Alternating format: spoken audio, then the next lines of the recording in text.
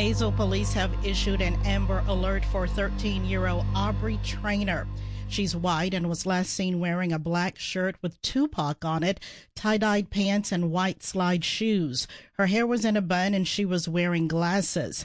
She was traveling with an unknown suspect in a white panel van. Anyone with information is asked to call 911.